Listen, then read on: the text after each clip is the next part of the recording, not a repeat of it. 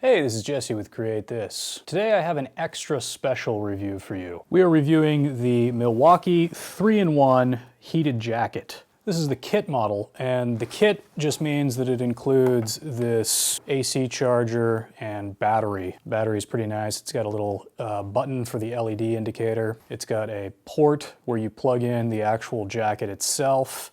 And then as an added bonus, and I think this is really cool, it has a USB port where you can plug in a phone or some other peripheral for charging.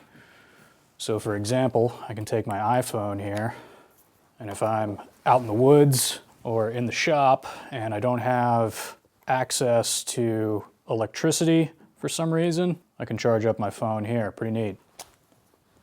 M12, standard M12 battery, red lithium 2.0. The battery takes about 30 minutes to charge on the included charger and lasts about 8 hours on the low setting of the jacket. I don't remember exactly how long it lasts on the high setting, but I want to say I got an hour and a half to 2 hours, maybe even a little bit more out of it. It lasts a good long time. The jacket itself consists of two articles of clothing. There's the overcoat, which is made out of a very tough material. It almost reminds me of my old motorcycle jacket, and it is unheated. And then there is an undergarment that is kind of like a cross between a jacket and a hoodie. It has a hood built in, but it's not soft like a hoodie, but it's made out of softer material than the overcoat, and it is the heated component. To plug in the battery on the under jacket, there's a little wire that sticks out here, and you just plug in the battery, and then there's a little pocket that it goes into, and it's a little hard to reach while you're wearing it, but I manage. There's a zipper on the pocket that you can close. There we go.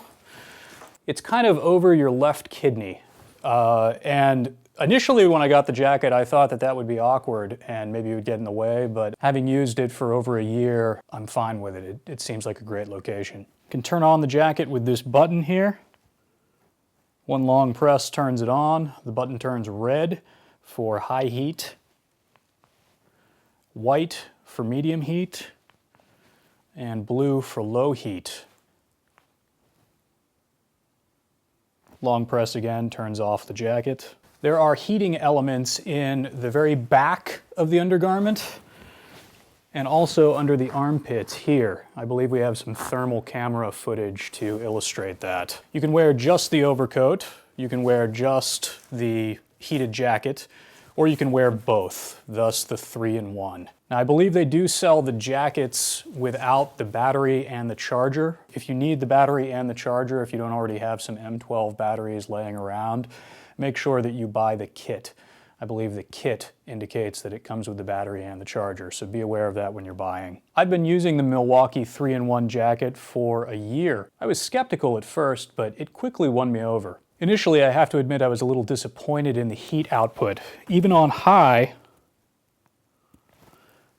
the heat is not vibrant or uncomfortable, it's subtle. However, after using it for a while, I came to appreciate the built-in heater, and it has a number of unique advantages. First, it is convenient when moving between areas with large temperature differences. For example, getting out of a warm car or building and stepping into cold winter air. I find I appreciate the extra heat when walking across a parking lot or when hopping into a cold car in the morning. Second, it's great to have an additional active heat source when sitting, as I am now, or standing still for long periods of time. If you're actively moving, you generate a lot of your own body heat, but when you're still, it's nice to have some extra help. For example, I use this jacket extensively while spectating winter soccer games with my partner and her sons. I was very comfortable when the temperature dropped into the teens, but my partner was bundled up and she was still freezing. I could also definitely see this sort of a jacket being useful in a hunting situation where you're sitting for hours on end in a tree stand or in a blind.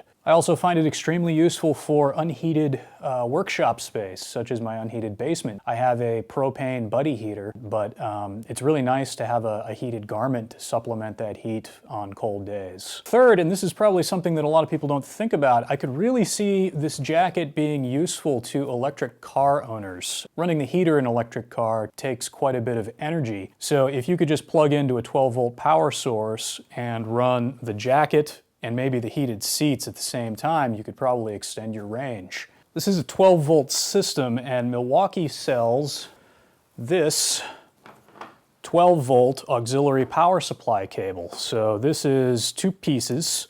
This is the DC, 12-volt DC heated jacket plug adapter, and this is the 12-volt DC heated jacket plug adapter extension cord. And so putting these two together, it gives you a nice breakaway cable in the event of needing to exit the vehicle quickly. But it also gives you a nice accordion-style extension cord so that you can reach your cigarette lighter. You might also find it useful to use this adapter with an external power or battery source, such as this Goal Zero Yeti 400. Here you can plug in the power side, the cigarette lighter side of the power adapter into the Yeti 400, remove the battery, and plug the other end into the jacket. If we turn the jacket on here, hopefully you can read that. It says on the display that it's drawing 14 watts. This battery is charged up to 13 volts right now, so that's 14 watts at 13 volts and about 1 amp. Again, I don't know if you can see it or not, but the output here is cycling between 13 or 14 watts down to 0, as it is now, and then back up to 13 or 14 watts. So what I found is that the power regulation, if I change it down to low, for example, the duration of that pulse is less. So it doesn't actually draw less power when it's on in the lower power modes. What it does is it shortens the duration of the pulse so that you're generating less heat. I believe they refer to that as PWM, pulse width modulation. Inside a comfortable house wearing these two layers, it's pretty much sweating me out right now, but when it gets colder outside, I like to wear an additional sweater between the heated undergarment and the outer jacket layer. I find that increases the efficiency of the heater by trapping most of the heat inside the body. It makes it work a lot better. I live in Tennessee, so the coldest it gets around here is single digits Fahrenheit for those of you outside the US. With an additional sweater, I find that this is pretty comfortable down into the teens. I'm not sure that I've ever used it in the single digits. If you live somewhere further up north where it gets colder, it may be inadequate. Certainly the heated undergarment is still a good idea, but I might replace the outer jacket with something a little bit more insulated and warm. In closing, I think that this is a really awesome and relatively unknown product. If your activity falls into one of the three categories that I mentioned earlier, I think you'll really enjoy it. I wouldn't be at all surprised if we started seeing more and more heated garments in the future, because battery technology is improving to the point where a small battery like this can really provide a reasonable amount of supplementary heat. It's pretty interesting. If you have any questions or comments about this video, please leave them down below in the comments section. I have links down below the video in the description to this heated jacket kit at Home Depot and Amazon. I bought mine at Home Depot because their price is a little bit better. As always, thanks for watching and please subscribe.